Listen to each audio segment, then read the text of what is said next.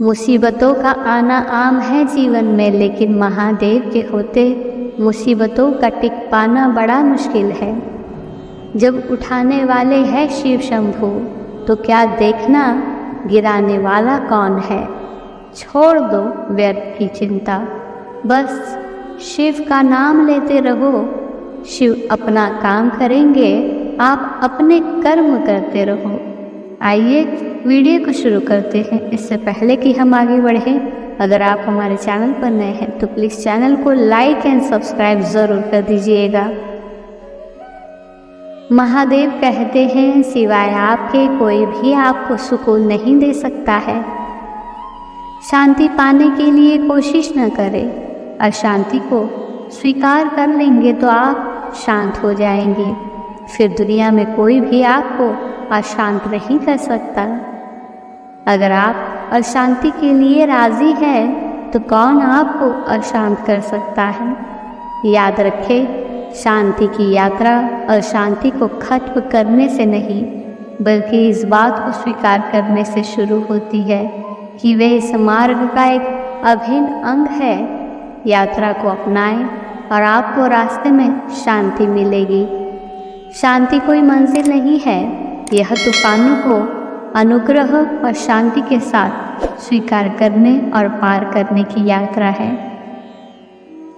महादेव कहते हैं, इंसान को अपने जीवन में खुश रहने के लिए सबसे पहले अपने मन को शांत करना बेहद ज़रूरी है। याद रखें, हर समस्या का समाधान मिलेगा अगर आपका मन शांत रहेगा। आपका दिमाग अधिकतर प्रश्नों के उत्तर दे देगा यदि आप विश्राम करना और उत्तर की प्रतीक्षा करना सीख लें। जिस व्यक्ति का मन शांत होता है, जो बोलते और काम करते समय शांत रहता है, वो वही व्यक्ति होता है जिसने सच को हासिल कर लिया है और जो दुखों से मुक्त है।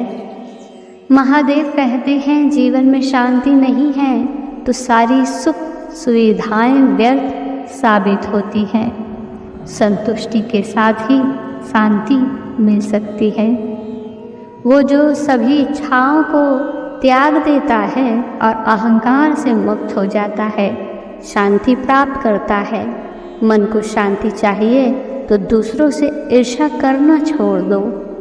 लालच व्यक्ति को तन से भी और मन से भी दोनों रूप से अशांत रखता है।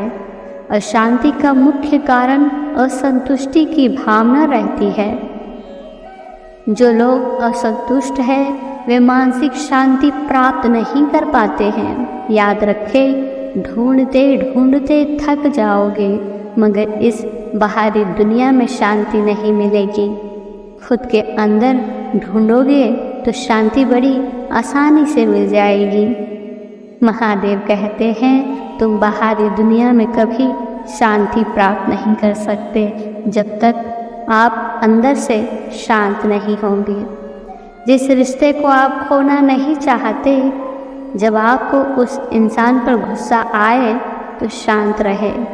अपनों के लिए ही मन में नफरत पालेंगे तो जिंदगी में शांति कैसे पालेंगे। जो व्यक्ति प्रतिशोध लेने की बजाय क्षमा करना जानता है, इसका मतलब है कि वह अपने जीवन में शांति स्थापित करना चाहता है। महादेव कहते हैं, चिंता अधिक समय टिक जाए तो बीमारी बन जाती है, लेकिन जिस तरह हल्की बारिश बीजों को पोषित करती है, उसी तरह भविष्य के बारे में थोड़ी सी चिंता हमारी महत्वाकांक्षाओं की मिट्टी को पोषण देती है, जिससे उन्हें मजबूत और लचीला बनने में मदद मिलती है। महादेव कहते हैं, यदि अपने वर्तमान में आत्मा के साथ जिएंगे तो दुनिया में आपसे बड़ा शांत, सौम्य, विनम्र और जीवन के हर पल का आनंद उठाने वाला कोई दूसरा नहीं होगा। याद रखें, यादों की लंबी सूची हर एक के पास होती है और उनको यदि बोझ बना लें तो जीवन की चाल लड़खड़ाना ही है। उसी का नाम अशांति है। भूतकाल से यदि कुछ लिया जा सकता है तो वो है अनुभव।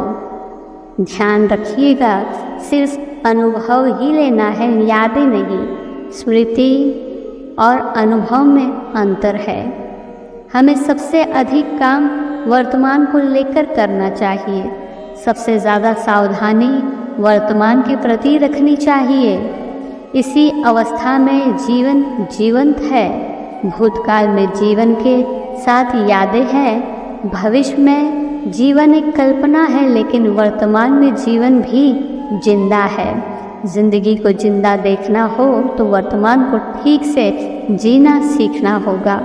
महादेव कहते हैं, आपने यदि वर्तमान को नहीं समझा तो आपकी ज़िंदगी भी मृतक की तरह है। वर्तमान कितना बारीक है समझना पड़ेगा, क्योंकि वर्तमान तुरंत अतीत में बदल जाता है और भविष्य शीघ्र वर्तमान में उतर जाता है। अतीत की पूंजी है यादें, स्मृतियाँ जो अधिकांश मौक़ों पर अशांत करती है। यादें भ्रम और भय पैदा करती है। भविष्य की पूंजी है कल्पनाएं, जिससे बेचैनी उतरती है। यदि वर्तमान में जीना चाहते हो तो आपको यह मालूम होना चाहिए कि आप 3 चीज़ों से बने हैं, शरीर, मन और आत्मा। वर्तमान यदि शरीर केंद्रित है तो भोग और विलास के सिवाय कुछ हासिल नहीं होगा। यदि मन केंद्रित है तो मन का तो स्वभाव ही है वर्तमान पर कभी नहीं टिकना। वो या तो अतीत में खो जाता है या भविष्य में छलांग लगाने लगता है। यदि समय के टुकड़े करे तो सबसे बारीक है वर्तमान। इसलिए वर्तमान को समझ ले तो योग और ना समझे तो भोग। याद रखे, समय के लिए ये 3 सूत्र बड़े काम के हैं। छोड़ो, पकड़ो और जोड़ो। अतीत को छोड़ो, वर्तमान को पकड़ो और भविष्य से अपने आप को जोड़ो। धन्यवाद।